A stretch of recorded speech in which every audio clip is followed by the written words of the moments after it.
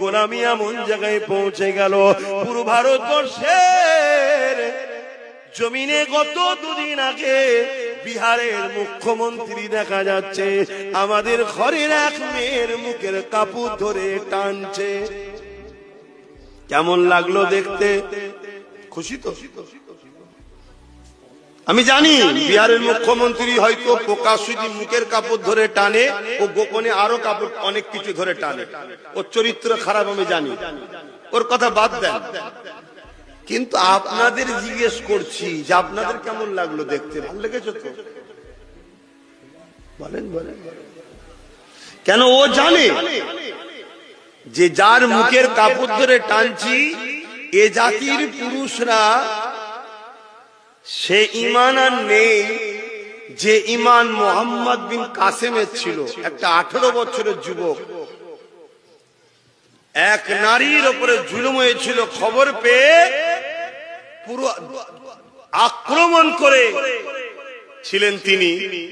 তাহলে আজকে সেই জায়গায় আমরা এত মুসলমান থাকার পরও আজকে কোথায় যাচ্ছে? বলো ভাবো ভাবো, কে মাথা ঢাকবে, কে মুখ ঢাকবে, কে বুক ঢাকবে, কে আরো কিছু থাকবে, সেটা তার স্বাধীনতা। কেউ যদি প্রকাশ্য মুখ খুলতে পারে তার চরিত্রে আরো গোপনে অনেক কিছুই খুলতে পারে, এটা ভাবাটা স্বাভাবিক, তাই তো নাকি? কিন্তু সব কথা যাক, আমি আপনাকে প্রশ্ন করছি, এই অসভ্যতা এত মাথায় উঠলো কি করে? এতে কি আমাদের দোষ আছে? না, শুধু বাংলাতে তো বলছি না, টোটাল মুসলিম সমাজকে বলছি, আমাদের দোষ আছে না? না, এখনো শুধরান, এখনো সময় আছে। লাভ লসের রঙ্ক করে করে করে করে করে করে করে করেই তো জিন্দেগি শেষ করে দিলেন। অঙ্ক সব বন্ধ করুন, একটাই কথা, যে আমার নয় আমি তার নয়, এই অঙ্ক করতে শিখুন। সব সবার ঘর গুছিয়ে নিচ্ছে আর তুমি শুধু সবার ঘরের কাজ করে বেড়াচ্ছ। সবাই সবার ঘর গুছিয়ে নিচ্ছে আর তুমি শুধু পরের ঘরে ঝাঁট দিয়ে বেড়াচ্ছ। তোমার ঘরটালে কখন তুমি ভাববে? আমি বলবো না অন্যদের মতো জোর ঘর ভাঙো, ওর মেয়েটিকে তুলে নিয়ে আসো, যেমন বলছে, দেখছেন তো নাকি প্রকাশ্য মিডিয়াতে বলছে মুসলমানদের 10টা মেয়েকে তুলে নিয়ে আসতে পারলেই চাকরি পাবে। দেখেছেন আপনারা এই ভিডিওটা? কেউ মোবাইল গুলো নিয়ে কি করেন একটু দেখুন। যেমন উত্তরপ্রদেশের যে মুখ্যমন্ত্রী, এখন আমার দেশের জন্য এগুলো বলতেও লজ্জা লাগে, যে একটা সময় বলেছিল মুসলমানদের মেয়েদের কবর থেকে তুলে রেপ করা হবে, জানেন তো? দেখেছিলেন? এই কথা বলছে না। তাহলে এত বড় একটা কুখ্যাত সমাজ বিরোধী নোংরা মাইন্ডের লোক, সংবিধান বিরোধী লোক, সে একটা বড় রাজ্যের মুখ্যমন্ত্রী হয়ে যাচ্ছে। এখনো তোমার আমার খেয়াল নাই যে দেশ কোন গতিতে যাচ্ছে।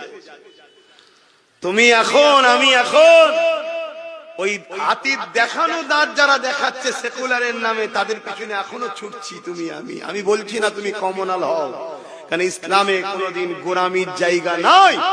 কিন্তু তার মানে এটা নয় যে আমি এমন একজনের উপরে ভরসা করছি যারই আপনজন, যারই ভাইয়েরা, তাদেরই উত্তরসূরিরা আজকে এত বড় বড় ইসলাম বিদ্বেষী নারী ঘটিত বা মুসলমানদের উপর আঘাত করছে, তারই ঘরের লোকের উপর আমি ভরসা করে বসে আছি। কি অসুবিধা হচ্ছে? ভাবো। আসেন আমি আমার জায়গায় ফিরে যাচ্ছি।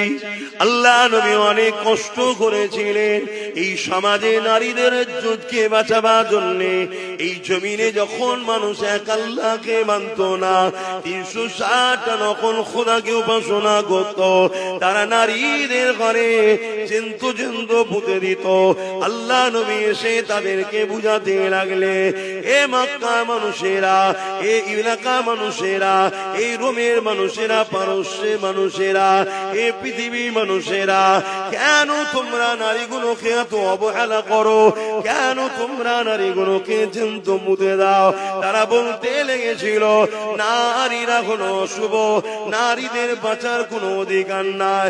আল্লাহ নবী বলেছিলেন না, নারী অশুভ নয়, নারী হলো সেই জিনিস আল্লাহ বা কন্যা সন্তানদের এত নিয়ামত করেছে।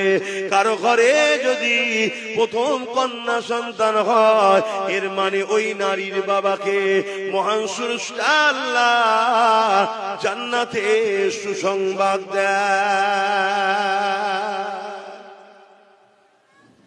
যুগে যুগে নারীদের ওপরে জুলুম হয়েছে, আর নারীদেরকে ইজ্জত সম্মান ইসলাম দিয়েছে। জোরে বলুন সুবহানাল্লাহ। কিন্তু আজকে এই ভারতবর্ষের বুকে এমনও কথা শোনা যাচ্ছে, ইসলামের সম্বন্ধে মিথ্যাচার। এমনও শোনা যায় ইসলাম মে রেপ করা নাকি কোনো খারাপ বিষয় নয়। শোনা যায় না, যায় না? এটা এই যে মিথ্যাচার ইসলামের উপরে, এর কারণে আগামী দিন সর্ব জায়গায় মুসলিম পুরুষ তোমরা চারিদিকে মার খাবে। কেন? এই মিথ্যাচার এমন ভাবে ছড়ানো হবে, মুসলমান দেখলেই পিটবে। কথা বোঝা ঢুকছে? এটা একটা প্ল্যান তৈরি করা হচ্ছে। যেমন আমি গতকালকে দেখলেন উড়িষ্যাতে অনেক জায়গায় বস্তিতে আগুন ধরিয়ে দিয়েছে, দেখেছেন? দেখেছেন কি বলবেন? এগুলো খবর রাখেন না? এই আগুন ধরানোর পিছনেও একটা কথা উঠছে, এটা আমি অনেক আগে থেকে জানতাম। কেউ একজন কিছু করবে, আমি অনেক আগে বলেছিলাম মুসলিম সমাজের মধ্যে এমন কিছু লোককে দিয়ে এমন কিছু কাজ করানো হবে যার দ্বারা পুরো মুসলিম সমাজকে চারিদিকে টার্গেট করা হবে। এটা অনেক আগে বলেছি। আজকে সেই জায়গাতে মুসলিম যেখানে থাকে সেসব বস্তিগুলো আগুন ধরিয়ে দেওয়া হচ্ছে, আর তাদেরকে একটা বিশেষ স্লোগান দিয়ে তাদের উপরে জুলুম করা হচ্ছে। আগামীতে আরো বাড়বে। আর এই সব কিছুর পিছনে কারণ একটাই, আমরা রসুল ভোলা হয়ে গেছি। আপনি ভাববেন এখানে রসুল ভোলার সাথে কি আছে? হ্যাঁ, আমাদের যে কাজ আমরা সে কাজ ছেড়ে দিয়েছি। আমাদের কাজটাই হলো নায়ের সাথ দিয়া জুলুমের বিরোধী করা। কিন্তু আমরা এতদিন করছি কি? জুলুমের সাথ দিচ্ছি, নায়ের বিরোধী করছি। করেছি না করিনি? আজ নাই আলহামদুলিল্লাহ অনেক বাপ ভাই মা বোন পরিবর্তন হচ্ছে, নবী বংশের আওলাদ নওসাদের সাথ দিচ্ছে, এটা ভিন্ন বিষয়। কিন্তু আমরা এই পাপের মধ্যে অন্যায়ের বিরুদ্ধে জড়িয়েছি না জড়াই? আজ নাই নতুন করে মানুষ চেঞ্জ হচ্ছে। তবে হ্যাঁ, এটা বলতে পারি এখনো আল্লাহর পক্ষ থেকে মার শুরু হয়ে যায়নি। এখনো সময় আছে, তওবা আমাদের করে নেওয়া দরকার। এখনো টাইম আছে ফিরে আসা দরকার। এখনো টাইম আছে পরিবর্তন হওয়া দরকার। এ না জওয়ানেরা, তরুণেরা, আমার নবী পাকের প্রেমিকেরা, আরে আমার নবী সাহাবারা নবীকে কেমন মহব্বত করেছে, ওই মহব্বত তোমাকে আমাকে করতে হবে। রাসূলুল্লাহ সাথ দেওয়ার জন্য সাহাবা হুজুর দিওকে নিয়ে গিয়ে শুলিতে চাপিয়ে চাপিয়ে এক এক করে শহীদ করে দিয়েছে। শত শেষে আল্লাহ নবীর সাহাবী হযরত খুবাইব রাদিয়াল্লাহু তাআলা তিনাকে শুলির কাছে নিয়ে এসে বলতে লেগেছে, এ খুবাইব, এবারে তোমাকে শুলিতে চাপানো হবে, এখনো সময় আছে, মুহাম্মদ রাসূলুল্লাহকে ছেড়ে দাও। আরে আমার রাসূলুল্লাহকে কেন ছাড়তে বলছে? আমার রাসূল ছিল জালিমদের বিরুদ্ধে, আর খুবাইব ছিল রাসূলুল্লাহর সাথে। তার মানে নবী জালিমদের বিরুদ্ধে, সেই রাসূলুল্লাহ সাথ দিয়েছে বলে খুবাইব হুজুরের উপর জুলুম হতে লেগেছে। আজ তোমাদেরকেও বলে দিয়ে যাচ্ছি, তুমি আমি যদি ন্যায়ের পক্ষে সাথ দিই, ইনসাফের পক্ষে সাথ দিই, মানবতার পক্ষে সাথ দিই, গরিবের পক্ষে সাথ দিই, এক কথায় নবীর গোলাম হিসাবে আমি আব্বাস সিদ্দিকী যে লড়াইয়ে লাভ নিয়েছি, ওই লড়াইয়ে যদি তুমি সাথ দাও, তোমার উপর জুলুম অত্যাচার হবে, কিন্তু এই জুলুমকে তোমাকে সহ্য করতে হবে। এই জুলুম থেকে খাবলে গেলে হবে না, এই জুলুম থেকে পিছিয়ে গেলে হবে না। কেননা প্রত্যেকটা অন্ধকারের পরে অবশ্যই একটা আলো রয়েছে। রাত হয়েছে বলে খাবলে গেলে হবে না, অপেক্ষা করো, সময় আসলে অবশ্যই আলো ফুটবে, দিন হবে।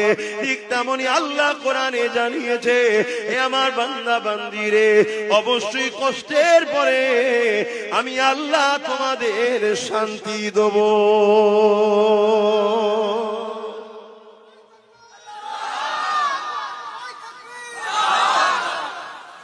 তার জন্য তো মজবুত হয়ে দাঁড়াতে হবে, ঘাবড়ে গেলে হবে?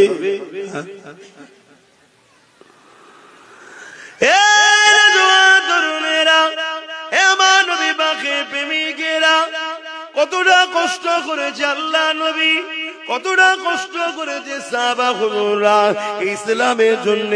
যখন আমার আল্লাহ পাক জানিয়ে দিলে, জিবরাইল মারফতে আমার রাসূলুল্লাহকে বলে দিলে, হে আল্লাহ পাকের নবী, আখেরি নবী হুজুর, আপনি আজকে রাত্রিতে হিজরত করে না, কেননা জালিমরা আপনাকে শহীদ করে দিবার জন্য তারা মিটিং করে নিয়েছে। এই সময় হযরতে জিবরাইল এসে আমার রাসূলুল্লাহকে জানিয়ে দিলেন, আপনি হিজরত করে নেন। এ যুবকেরা, তরুণেরা, আমার রাসূলুল্লাহকে হিজরত করতে হয়েছিল, কিন্তু আমার নবী পাক ঘর থেকে বেরোবার আগে 40 জন জালিম আমার রাসূলুল্লাহর ঘরকে ঘিরে ফেললো। 40 জন উলঙ্গ তরোয়াল নিয়ে আমার রাসূলুল্লাহর ঘরকে ঘিরে ফেলেছে। অনেক বড় কথা, আমার নবী পাক কিভাবে বেরিয়েছে আপনারা সবাই জানে। ওখান থেকে রাসূলুল্লাহ রওনা দিয়ে দিলেন। রাসূলুল্লাহর সাথে কে ছিল? হযরত আবু বকর সিদ্দিক ছিলেন। রাসূলুল্লাহর সাথে যেতে লেগেছে। এরকম সমান রাস্তা নয়, পাহাড় আর পাহাড়, পাহাড় আর পাহাড়, একটার পর একটা পাহাড় কি ওভারটেক করে করে রাসূলুল্লাহর সিদ্দিক আকবর যেতে লেগেছে। এত না কষ্ট কেন করতে হয়েছে? কি জন্য নবীর উপরে এত জুলুম হলো? না নবী ইনসাফের পক্ষে ছিল, নবী মানবতার পক্ষে ছিল, নবী গরিবের পক্ষে ছিল, নবী নারীর অধিকারের পক্ষে ছিল, নবী সন্ত্রাসদের বিরুদ্ধে ছিল, নবী জালিমদের বিরুদ্ধে ছিল। নবী এমন করে এই জমিনের উপরে সভ্যতা, ইনসাফ, ইনসানিয়াত প্রতিষ্ঠিত করতে চেয়েছিল। তাই রাসূলুল্লাহ বিরুদ্ধে তৎকালীন জালিম শাসকরা লেগেছিল। এ যুবকেরা, তরুণেরা, একটা সময় দেখা যায় আল্লাহ নবীর নূরের কদম থেকে রক্ত বেরোতে লেগেছে, পাথরের কোনার আঘাত লেগে। সিদ্দিক আকবর তখন বলতে লাগলে, ইয়া রাসূলুল্লাহ, হাবিবাল্লাহ, আপনি আমার পিঠ মুবারকে উঠুন, আমি আবু বকর আপনাকে পিঠে করে নিয়ে নিয়ে নিয়ে মদিনা ইয়াসরিবে পৌঁছে দেব। কোন জায়গায় বলছে? যেখানে এরকম সোজা রাস্তা নয়, পাথরে কোন রকম ধরে আটকে উটকে করে উঠতে হচ্ছে। এই পাহাড় পার করে আবার নেবে আবার একটা পাহাড়, এই পাহাড়ের রাস্তায়। তখন এত গাড়ি যাবার পাহাড়ে যে রাস্তা করেছে তখন ছিল না, কাঁটাযুক্ত গাছ ভর্তি, যেখানে একবার পা স্লিপ হলে পুরো নিচই। এরকম একটা পথের ওপরে আবু বকর সিদ্দিক নিজে চলছে, তিনারও পা দিয়ে রক্ত বেরোচ্ছে। সেই অবস্থাতে হুজুরকে বলছে, হুজুর আপনি আমার পিঠে আসুন, এই সুযোগটা আবু বকরকে দিন। কিয়ামত দিন আল্লাহ বললে আমি তো বলবো, আল্লাহ আবু বকর আপনার হাবিবকে পিঠে তুলে নিয়ে ঘুরেছে। জোরে বলুন সুবহানাল্লাহ।